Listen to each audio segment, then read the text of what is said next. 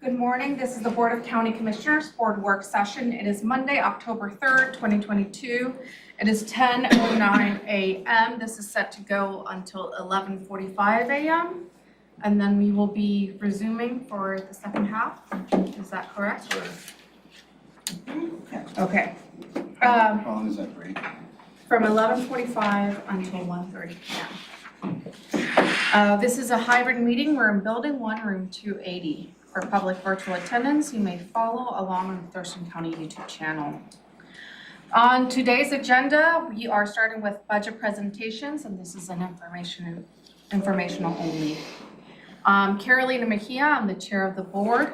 To my right is Vice Chair Ty Menser. To my left is Commissioner Gary Edwards. Also in the boardroom is County Manager Ramiro Chavez, as well as Assistant County Manager Robin Campbell. And we have the team from the budget who will be leading us through forecast updates, the September sales tax, property tax, and general fund projections. So, Robin, am I handing this right to you or to Nicole? Or? Me? Okay, I'll take over. So, good morning, Commissioner. Robin Campbell, Assistant County Manager. And we are here, as you stated this morning, to begin your week of budget review. This week we will be looking at the overview. That's where we'll start this morning. And then you will hear from offices and departments that have specific items included in their requests that you have asked to hear more about. So there's, I have meetings scheduled today, Wednesday, Thursday, and Friday. There are also a lot of open gaps, so if we go over in any one session, we can, we've got the time to do that. Or it's possible that we won't spend a lot of time in this room this week, and that is by design and part of the midterm. It's the benefit of having a midterm budget. A lot less time in the room. So we'll start by going around the room and having the team introduce themselves. I am Nicole Martinez, the Fiscal and Budget Manager. Patty Rosetta, part of the budget team. Jennifer Smith, budget. And Diana Aaron's budget. great, thanks. And we've also got our intern. Daisy, would you introduce yourself? Hi, I'm Daisy Miranda. I'm the student intern for the BoCC. Right, and Daisy's here today because she has expressed a desire to know more about budget, which is pretty rare. Very rare. Most people don't want to know a lot. Ready for punishment. That's right. It's a kind of a boring part, if you will, of county business. It is also essential. It is the infrastructure of anything a county does or any other entity, because if you don't have budget, you can't provide services. So even though you may think the budget's kind of dull, it is essential. It is one of the most important things that you as the Board of County Commissioners do, because if you don't fund it, it doesn't get done. So I want to just start this week by expressing my appreciation to the amount of time and attention that you as the Board of County Commissioners give to the budget for the county. So with that, we'll jump in. We're going to start, and the morning session might be pretty short. We're going to start with a forecast update. I am going to share my screen, and I want to make sure it's the right one. Yes.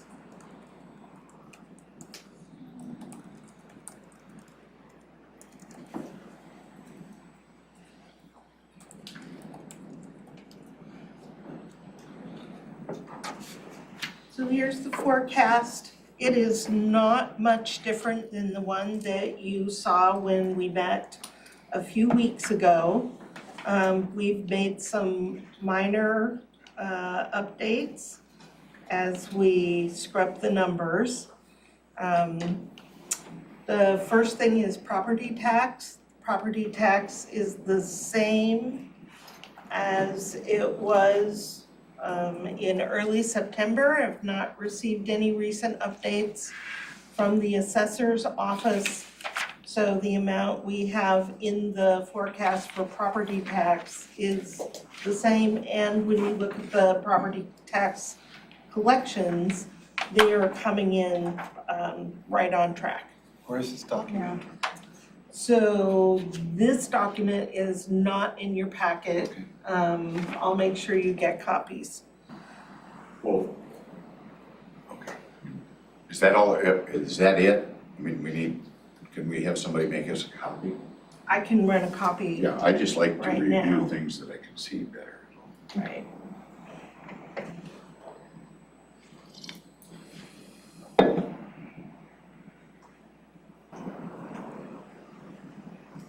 Got the updated dates on it, but,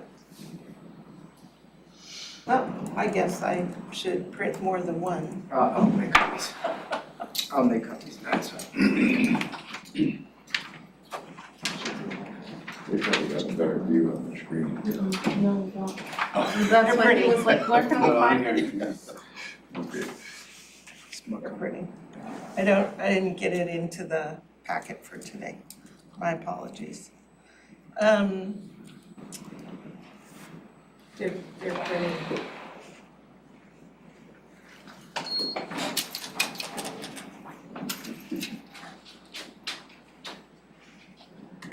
So as I said, there's no change in the property tax to what you saw in September. There is also no change in the forecast to sales tax. We checked the most recent sales tax number. And I wonder if I can bring up the sales tax. You're looking at the, no, I'll stop sharing and reshare.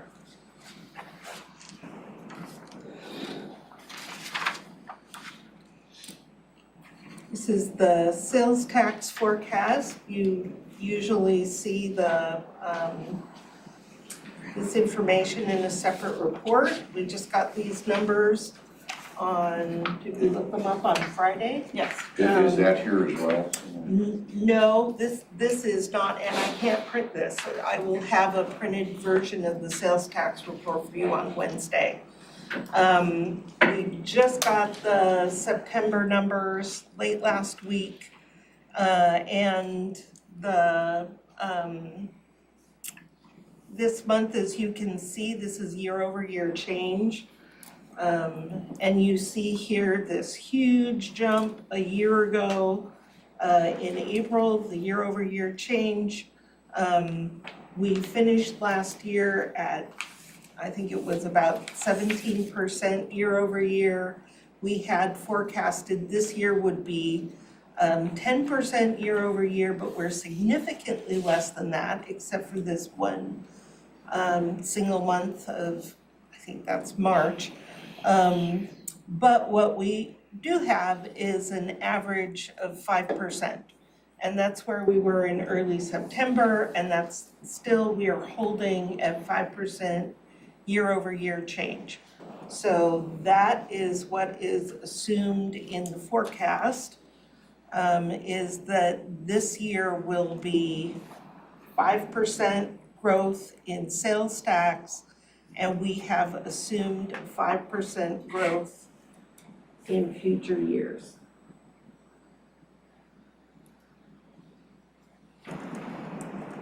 So, going back to this one. Yep. These numbers are with basically all the maintenance and all the policy requests included. This is if you were to be like, we're doing everything. If you did everything, that is exactly what this Okay. report is, and that's where I'm going next. There's no update in property tax, there's no update in sales tax compared to early September. Everything else is tracking right along where it had been. You'll see that on the revenue side, This is the 1.5 million, and I had asked the board to approve, and you have, claiming the lost revenue, so we'll claim 1.5 million a year for the next 3 years. So that is factored into the forecast. And then we have the midterm adjustments. In '22, there is 21,000 in grant revenue, and you'll see that that matches the grant revenue on the expenditure side. So this year we are anticipating collecting revenue in the amount of $115.6 million. On the expenditure side, before we go to 2023, let's continue to look at 2022. Current budget is $123.2 million. Offices and departments continue to estimate reversions of 8.4 million, which is a very high reversion number. Quite a bit of that is in a non-departmental. We'll get the updated report on that for you also on Wednesday. And that's still at 3%? Oh heavens, a reversion of 8.4 is more like, I'm just wondering it's if like you've 8 or got, 9%. right under expenditures, you've got reversion at 3%. I'm just wondering what that means. 3% is the forecast, Starting at Yeah. 2023. starting in '23. Oh, okay, We're so- forecasting 3%, but the But it's actually, reversion this year is what offices and departments are reporting, and they're anticipating reverting a significant amount of money. which, 8.4 million. Right. and what percent? I'm just trying to keep track here. I have to do the math. I mean, I guess I could do it if you. So 3% is only on the forecast. Of the budget? It's about 7%. 2000. Of the Right, original right. budget, or? Of So, the yes, if we want 123. to add some more percentage, will be about 6%, 7% thereabouts. Roughly. But this is actually based on Roughly the. seven. That's fine, just as long as I'm just trying to do the apples 6.9%. to apples. 6.9% Okay. reversion this year. Which For is, 2022. right, 22. And then the 3% is in the future, it's a forecast. Dropping to the midterm. Here's the spending the 21,000 in grants. We have a carry forward, so there is a negative 349,000, you see that appear in '23.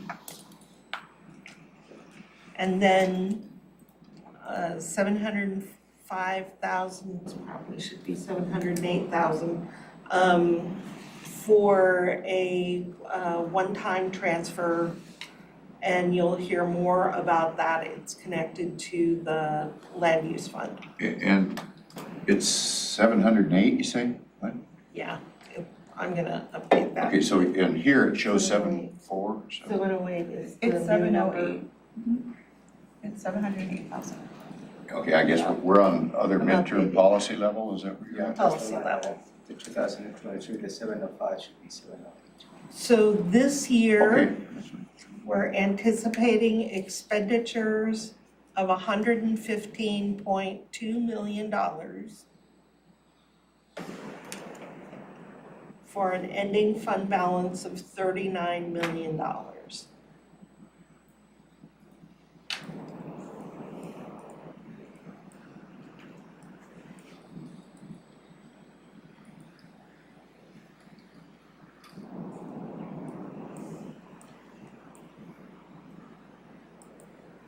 So if everything plays out just the way it is here, and nothing changes, which this is a forecast, so we know it's not going to play out exactly this way, but if it's close, then we will have brought in more revenue this year than we spent.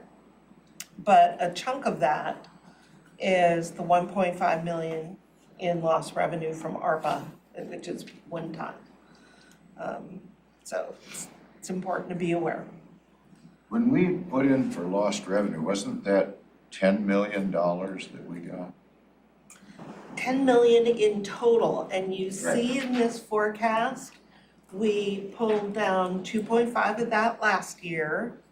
Over the next 3 years, we'll claim another 4.5. Okay, it was 10, it wasn't just for 1 year. No, it's It was 10 for the- millions in total, Or when you say in total, for 2 years or 3 years? through the or end of Right. December of '24. 24, okay. That's right. Okay. So 7 billion of that amount is reflected right here, you see it in the general Okay. fund. And then 3 million is in your pocket, pretty much. One You- time. Yeah, Yep. theoretically. It's one time. Not in my pocket, I want Just to be clear, right? Now to clear that up right now. Right, so we have suggestions for you on how to spend that money. But it is 10 million total, and 7 million of it's already booked here in your forecast. Excuse me, to the benefit of the general fund. And we also continue to look for ways as to how we can maximize ARPA funds. We are looking at ways to maximize ARPA. So one of the things that you'll hear about later this week when I have more data is one of the team has identified in the final rule that we can charge FTEs to the federal money. This is not lost revenue. So how this is going to work is you take the number of FTEs on January 2020, and the Treasury has given us a multiplication factor, and that's the assumed growth. Then you compare that number to the actual number of FTEs on March 3rd of 2021, which is the date that the ARPA bill was signed. And if the number of assumed FTEs, calculated FTEs, is more than the number of actual FTEs, then you can claim the difference. You can claim the cost of that many FTEs. And it has to be, it's gotta be FTEs that were vacant or didn't exist on March 3rd, 2021. And then you can pay for those FTEs after they were filled, whether they were filled or not before that date. And then any that were created after that date, once they're filled, you can pay for them through December 31, 24. And we're trying to figure out exactly how many that is. In the general fund, I think. We are particularly looking at the general fund. If you were to choose to do this, that would be part of the conversation that we have about the recovery fund money, where we're freeing it up to do other things right now. So we're talking about reducing the set aside for the court backlog. We take part of what we freed up and pay for some of these FTEs possibly. So you'll have to decide if that's a higher priority to you than some of these other proposals that we've seen. So Commissioner Mintzer had a question. I mean, I think you said it, but I just want to clarify. You said you said vacant or uncreated. So Right. it could be somebody, it's not just what we had on the books, but weren't able to fill.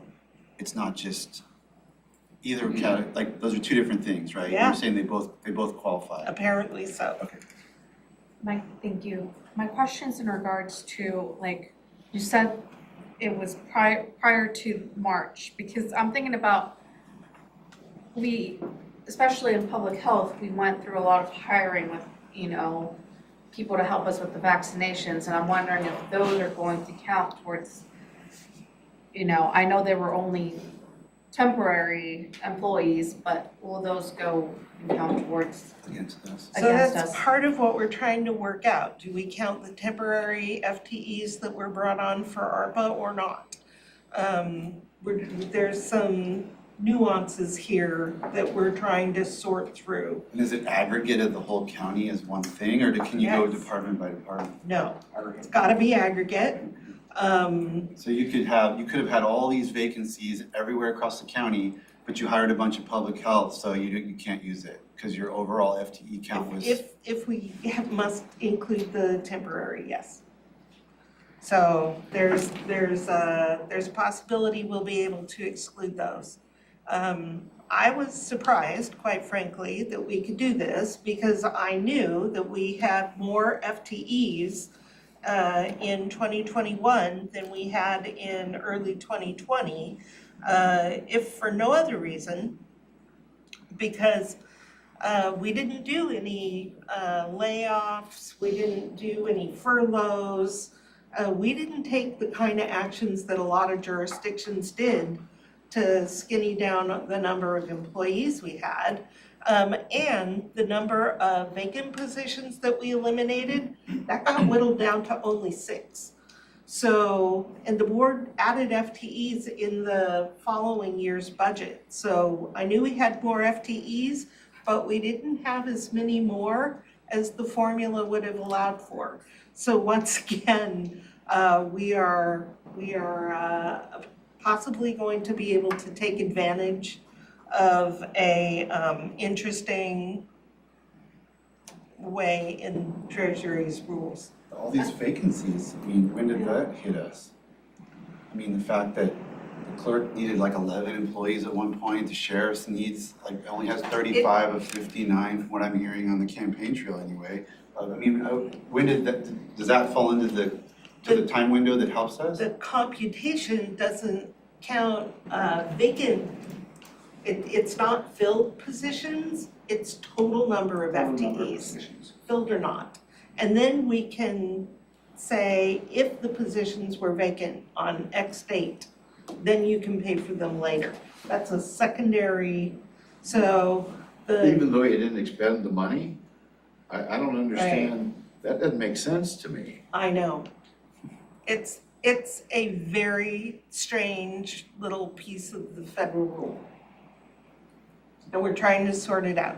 So we're gonna get more than the 10 million theoretically that we were. Yeah, counting. yes, Really. basically That's this what that would, boils down to. yeah, Thank you for concluding that. That's the punchline. Yeah. If the board agrees with this approach and if we come to a conclusion as to what we can be defensible through an audit, the internal auditor is really looking to this with a fine tooth comb, to be honest with you. So that's. Yeah, good, because I wanna make sure we're doing it right. That doesn't sound right. Sound like. I know, Right. I know, it's Yeah. very Oh, strange. well, it will add its additional capacity in addition to the 3 million that you have discretion at this point. My next question is But remember, one-time fund. And my next question's in regards to, I mean, gosh, there were so many changes, right? And then I'm also thinking about Blake coming in, and we hired a whole nother slash of temporary employees because of Blake. Will those count into it? So I guess it would just be like temporary employees, do those count, or? We're trying to sort that out. We think they do. We think they do. We also think that the number, please don't get fixated on this number, but we're coming up with around 50 FTEs that we could cover in this calculation.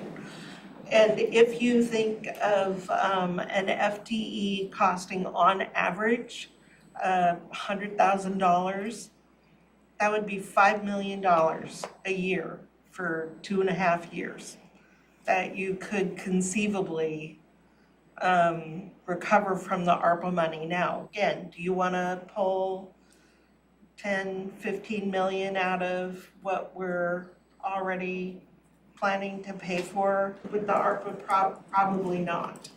But maybe when we figure out how much of this is general fund, you'll want to consider that. And we're working very hard HR is working hard to scrub the numbers.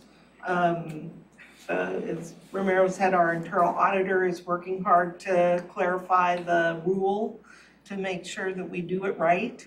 But it could be a chunk of change that we could do in the general fund. And we don't necessarily have to differentiate on those FTEs between general fund and other. Is that what I'm hearing? They have to be attached, so they gotta be attached to the fund that you're gonna claim them and put the money into. So it's not like we could count a public works FTE and put the money in the general fund. If we count the public works FTE, then the money would go to the road fund. So So it's truly not completely discretionary on the $10 million that we got. I mean, that's completely the 10 discretionary. million is totally. Completely discretionary. Yeah, there's only 4 You're things saying you this can't do additional that. 5 is not gonna be discretionary, but maybe it's the 60-40 rule It that we would kind be- of go by, or what? No, we are working right now to figure out where the vacancies were You on think other March. people are confused about this that might be watching? I think it's completely Well, confusing, that goes- you know, that we've goes been up. looking at it for 2 weeks now, So trying to goes sort it along the out. lines of the ever-changing Okay. guidance Yeah. that we provided, have been It's providing. buried in the final rule. The final rule continues to evolve and, hopefully it doesn't change because that's the final rule. But the 50 positions that Robin mentioned, that's mainly general fund. No, we don't know where those are yet. Oh, I thought it was We general didn't, fund. no, we don't know. Total out of the We're- 1,200 or something. 50 is the magic number that you can claim. Where we are, did we have 50 vacancies plus new positions? Did we have 50? We don't know Yeah. yet. That's why I'm saying, don't get fixated on. Can we hurry up and create some new positions right now? And pay for those you could. Well, let's think about that. The new We're gonna do it. It's one positions, time. they're, No, one yes, time, yes, Commissioner. and I really appreciate that Romero keeps bringing that up. And it is one-time money. So what you don't wanna do is you don't wanna pay for a bunch of new positions with this, because 2 years from now, you'll suddenly have the bill's gonna come due, and the price in the general fund will pop up and you won't have the revenue anymore. But there might be But- things that we can do, like Yes. replace equipment or purchase equipment. Or, Exactly, you know, that- or the transfer to the risk pool fund. One time. one Yeah, time. Okay, well, that makes sense as Or, well. I mean, this is not the fun stuff, but it frees up the room in your general Yeah. fund for the continuing things. If you look at the one-time things in this budget, one-time cost that you'll hear more about later this week of the transfer for the land use fund. One time. That really is something that, Yeah. options for you. Yeah, we have quite a few large one-time things come and due in this budget. I will strongly encourage the board not to make decisions on this, if materializing additional capacity, to create new positions, because that is an ongoing, and you will see the consequence of that in 3 years. Right, but it could cover some of the odd one-time things. So we're looking at that. We also have new money coming in from US Treasury. This is not the recovery fund. It is attached to ARPA, but it's not the ARPA recovery fund.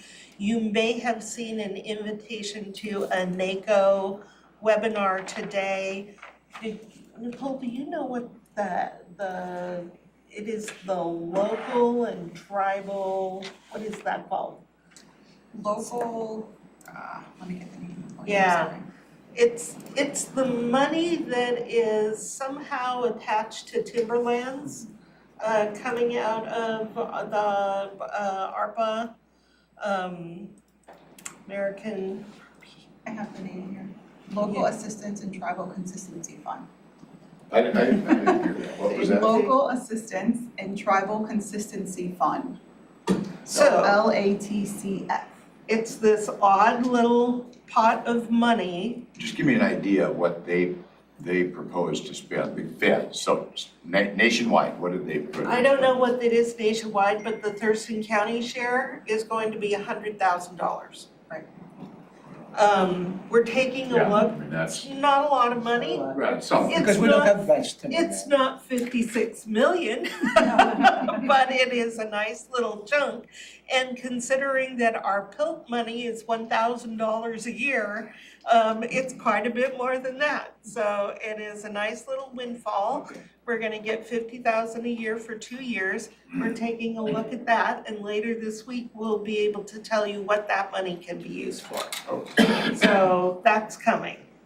The other thing that is not in this forecast,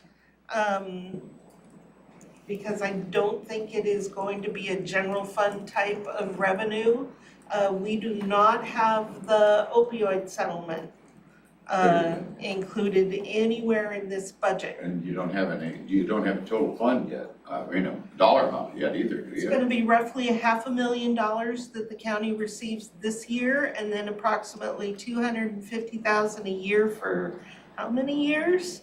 6 years? The duration of the settlement payout. Is that replacement pill money, whatever you wanna Sure. call it, is it a percentage of what we're getting today? It sounds like it's 100% more than what we're getting, is that what it is? So if I'm in Skamania County, do I get, because they have a big chunk that comes in, is that the way it's working? It looked like every county that receives any PILT money at all got a minimum of 50,000, and some counties got significantly more. Lewis County got a few $100,000. Yeah, but they get a Yeah, lot more They pill. get more PILT money. Okay. So in some ways Okay. it's prorated, but It's hard to keep categorizing these different things in my it really is. Work. Well, it's amazing that the money keeps coming. That's good. Yeah, it is good. It's eventually gonna stop though. So there are a few things that we're working on that are gonna make this picture better than it is right now, but for now,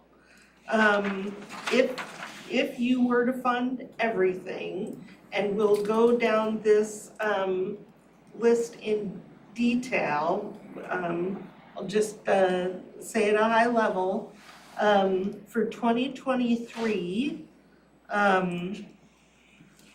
the forecast includes the property tax increase that we talked about in detail in early September. Nothing changed. A 5% growth in sales tax revenue. All other as entered into Questica by offices and departments. The 1.5 million in lost revenue that we will pull in next year. There's 284,000 in new grants that were not anticipated at the time of the original budget. Other revenue adjustments, and the bulk of that is in the auditor's office, and the auditor will be with us later in the week. I think on Thursday, the auditor will come and chat with you about the downward trends in revenue. Then the indirect cost plan next year is going to pull in an additional 756,000. And policy level items come with 102,000 in revenue. This forecast continues to assume that you will continue the ratcheting back of the levy shift from the road fund. So it includes a reduction of 250,000 for that, for anticipated revenue next year of 115.8 million. So not a lot of growth anticipated in revenue. It's got ups and downs. On the expenditure side though, and again, On revenue, this has got an assumption that we're doing the 1% property tax increase, correct? it does. Okay. This assumes that the board enacts the 1% increase in every year.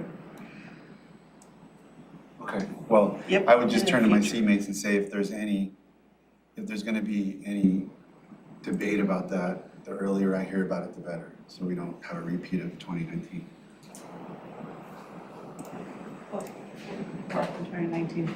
Commissioner Edwards changed his mind about the 1% at the last meeting. Well, and all of it depends on the numbers that we end up with, you know, in the end. I don't think it's right to make a premature decision on that now without hearing everything. Even just looking at these numbers here, I don't know which ones are, you know, we're talking about a fund balance. The fund balance is different up there. It's 39,013 and this is 39,016. So it's just this, so we've had a little bit of a reduction of fund balance to start out up there as to what's on this sheet. You know, I don't know if there's other numbers in here. I'm just glancing at this. I haven't reviewed anything. So I don't wanna give a predetermined thumbs up, if you will, or thumbs down without knowing more of the numbers as we move forward.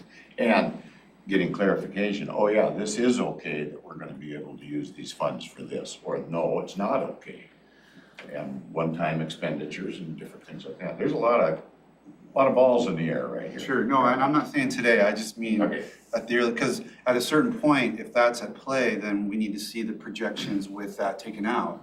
Because we don't ever see that. Sure. And it's still gonna be around $400,000 somewhere in there, I suppose, right? It's roughly 400,000. It is completely offset by the amount that we have to take out for veterans and mental health. Just some variables in there, yeah. Yeah. Yeah, we might as well not have 1% because of the deduction we have to take for those two other restricted funds. But that's, we'll get more into property tax at another time. Going down on the expenditure side for 23 at a very high level, the base budget that was adopted, 121.4 million. This assumes a 3% reversion. It could be higher. It's come in higher for the last 3 years. That's mainly due to COVID, but when you look at pre-COVID, 2019, the reversion was right around 3%. So we're assuming at some point we're going to get back into the normal reversion range. Possibly not next year, but we're forecasting in a conservative manner. This forecast assumes, and you can build this into your budget, a 2.5% COLA for all employees in 2023 other than the sheriff and the correction deputies, because those are the only two contracts that are settled for next year at this time. All your other union contracts open this year.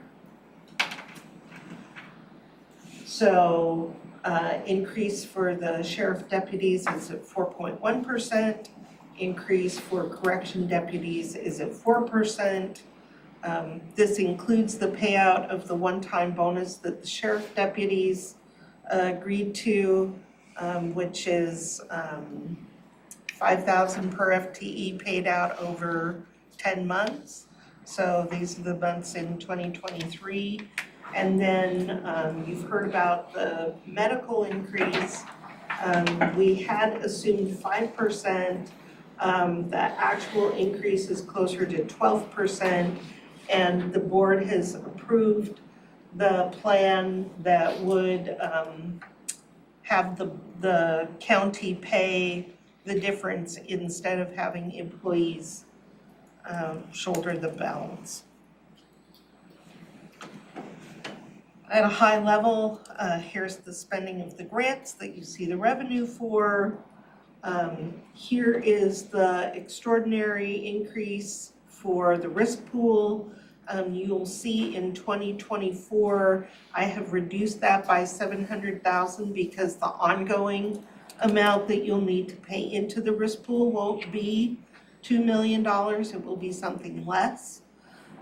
So part of that is a one-time payment. Indirect rates And are, that's how much more than we did last year? Roughly. we're gonna, about 2 million more. We're gonna have Tammy come later in the week so that you can see this in detail. I mean, I know it's a necessary evil, if you will, but I'm just trying to balance that out. It's significantly more. And Tammy's, I don't wanna get into the details right now because I could very easily get it wrong. She's gonna come later. And at that time, are we gonna discuss how much we give to, and like, if there is a possibility for a reduction? The 80%. Yeah, the versus 80%, 88%. so the financial plan that this 1.9 million supports is at 80%, but we have all that detail for you. But, you know, that's a one-time cost that we could offset with some of that money you're talking about, sounds like. Yeah. That is the hope. Indirect rates, the expenditures, while the revenue goes up over 700,000, the expenditures only increase by 183. Here's the operating carry forward. It is a one-time thing, so we're proposing that in 2024 you'll be able to completely strip out the funding in non-departmental for that. Other maintenance adjustments. I really don't know what that means. Can you explain that just a little bit? So when we get into the details, you'll see exactly what that is, but it's a carry forward from 2022 to 2023 for projects that have not been completed for whatever reason, so that they can be continued and completed in 23. And then that's money, because they're all tied to one-time projects. It's money that does not need to remain in the budget in future years. So I've backed out the one-time. But don't we always have ongoing new projects that come up and we didn't finish the project from the year before and all that? I mean, isn't that kind of a rolling number that? If it's one-time things, we back it out of the budget. So if people want new projects, they need to come and talk to the board about getting money to do them. Then we see those mainly on the capital side of budget. Yeah, you see it on the capital side all the time. Operation. These are other types of things. Then all of the balance of maintenance adjustments are 217. Your policy level requests total 2.1 million. You'll see in 24 that 592,000 of that is one-time money. So we have backed that out of 24 and in the future years. So 23, if you were to fund everything, and you can't, but if you did, it'd be $126 million. And here's why you can't just fund it. Even though there would be a healthy fund balance at the end of 23, that fund balance quickly erodes because the vast majority of this is new spending that is ongoing into the future. You've basically increased your base. And here's what it looks like if you were to fund everything. You'd be okay in 23 and 24, but by 25, you're pretty significantly under this blue line, which is the 2-month reserve. And that's the target, is to have a 2-month reserve. And this black line is the minimum necessary for cash flow, that's 12 million. And you start to drop below that in 26. So basically, if we can't identify alternatives, and I think we can, but if we couldn't identify any alternatives, you'd basically have no room for any of the policy items. And even if you stripped all of those out, you're still not at the target. This last Yeah, year. for the 2-month reserve. So over the course of the next week, what you'll be hearing about are the requests in detail. We're going to ask you to do the same kind of a thing that you've done in the past, where when we hit the maintenance level items, the conversation's gonna be, can they absorb? Can they be absorbed? With the policy items, we're gonna ask you to rank those high priority, medium priority, low priority. And then we'll gather that up and package it and bring it back to you on where you have consensus. But then we will also, as we go, be letting you know if we think that there are alternative ways to fund some of these things. Is there a different kind of fund? Do we think that some other money can cover it? We are searching for alternatives. So that's the plan for the week at a very high level. Questions? Can I have one more comment on the, going back to the 1% property tax, and Commissioner Mejia was asking about what had happened. And I guess everything Commissioner Edwards said is right about, there's all these balls in the air, and what's tricky for us is the timing of this, the sequence of timing.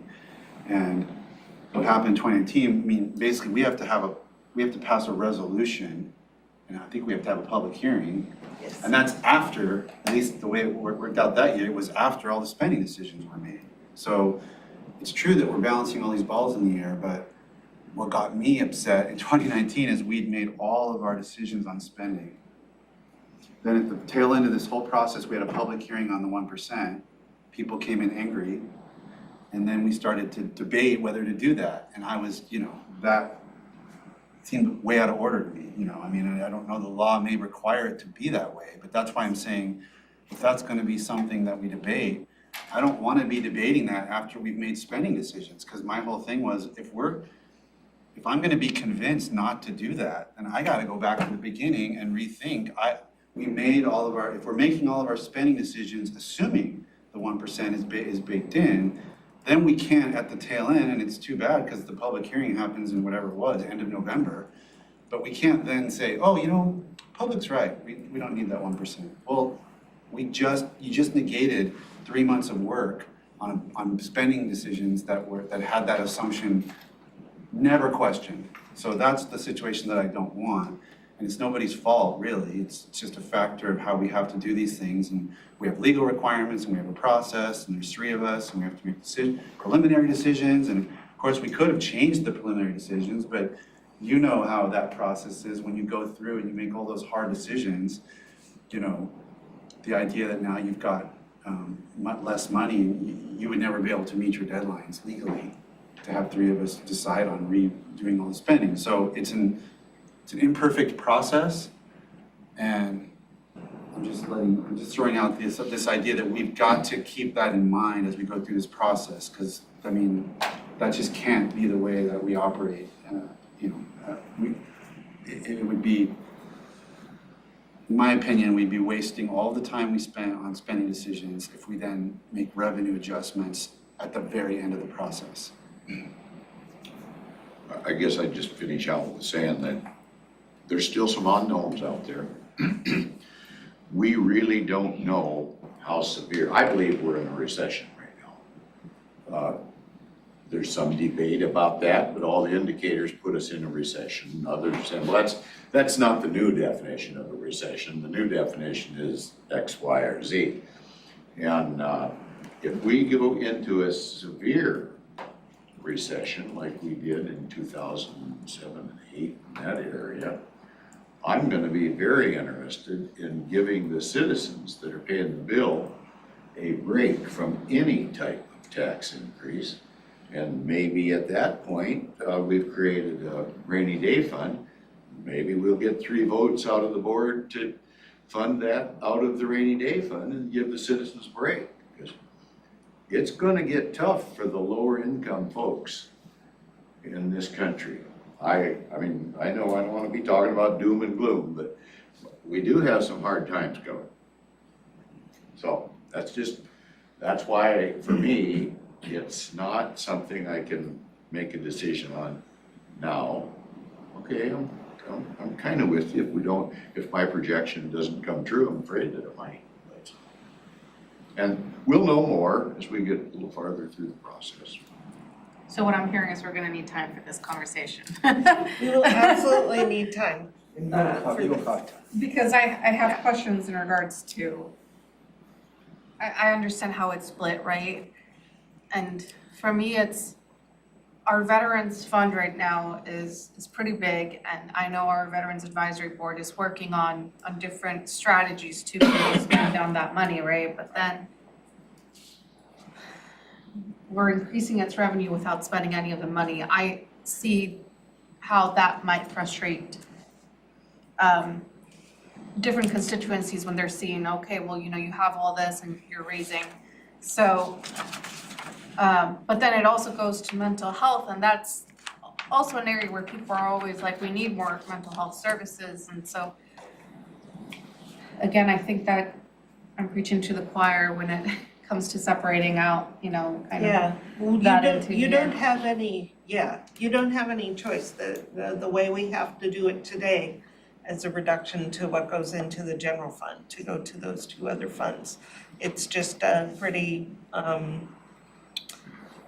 it's a hefty blow, you know, when general fund costs are increasing, especially when you want to do that, the increases to the benefit of our employees. And yet, just the factor of the property values across the county going up drives up the amount that we have to take out of the general fund. Instead of having, you know, when the legislature says, oh, you get the 1%, you get the 1%, do you do the full 1%? Yeah, we do the full 1%, but then it gets stripped out. So you really get no benefit from that.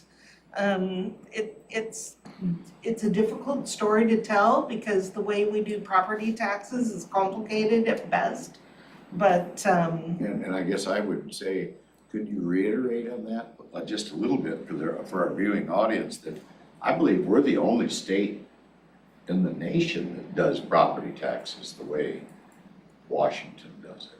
yes. And that's crazy. Yeah. I mean, nobody can figure it out. I mean, we debate it all the Somebody can time. figure it out. Well, But not completely. it's Regular very citizens strange. will never be able to And figure it it doesn't out. make a lot of sense that the taxing jurisdictions, the government,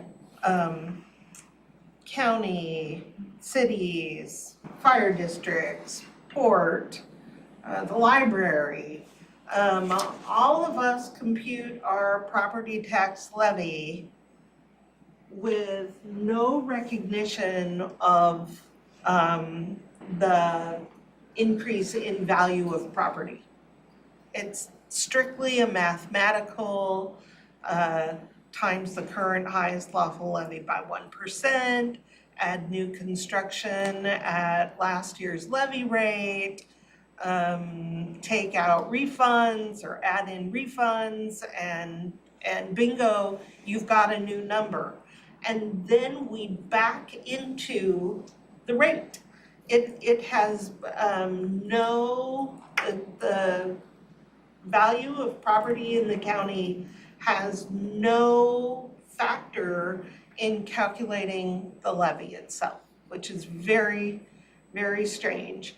However, when we calculate how much goes into the mental health and the Veterans Fund, that's on a fixed rate. We don't back into that rate. You just know what the rate is in accordance with state law, and you multiply that by the value, and that's how much goes to those two funds, subtracted from the amount of levy that you have to pay for all of the things that a government has to do out of the general fund. And basically, we're restricted, county is restricted to the 1% rule. The state has exempted themselves from. That's correct. Thank you for highlighting that, Commissioner. Yeah, I mean, that particular elevated dollar amount on your assessment, on your property tax, it doesn't affect us, but it does affect the taxpayer that's paying the state. Right. Because the state exempted themselves from the rule they imposed on us. That's right. That's the The bottom. state and the schools. The school levies are They based keep going on the state. value. Yeah. So On when your value, so value goes up, the there levy you goes- pay for the schools there you goes go. up. And that is part of why it's so confusing to most people, is that, you know, the way it's calculated for this area over here is not how it's Yeah, that- calculated for that thing over there. That's the It's inconsistency. different, so when you get your property tax bill, it is very confusing. I guess the property values in the county, does have an impact on the levy rate itself. Because right now, we are out of the $1.80, we are what, 0.75 or 8? Right. Which that's really unheard of. What it does is, what in theory, gives the county commissioners capacity. on Yeah, that. to keep But you know, it's just a number, it's just a number. Capacity to go to the people for a vote. Capacity, and that's what the premise in And which. that, therein lies the problem. We don't need to go there today, but But that's, we've that- chosen not to do that on a couple of times, But which that's- I disagree with. but that's different though, there's different types, because in any time the board likes to increase the levy rate capacity, you need to go to the board. To the voters, yeah. Plain and simple. In other options, you don't, and that's where you have And to go legislative to the authority. voters, you gotta develop trust before they'll say yes. You've heard me say that Yeah, you have for the consistency. last 6 years. Just By explain a golly, if little we bit of don't develop trust, the we mechanics. can't get support And from our that's, community. and that is the That's capacity, problem. the board was contemplating at one point financing the new courthouse, Yeah, the levy rate. anyway, Okay, more to come, eh? All right, Yep. 11:06. so that's what I have for you this morning. Just a very high-level overview. This afternoon, we'll start to get into the details. We'll start walking you again. You've seen it once, but this will be the second time through, line by line, so you become familiar with what these things are in here and set you up for what's to come for the rest of the week. Okay, we're going back to This afternoon. Okay, so it is 11:06. We are in recess until 1:30 PM today. Thank you.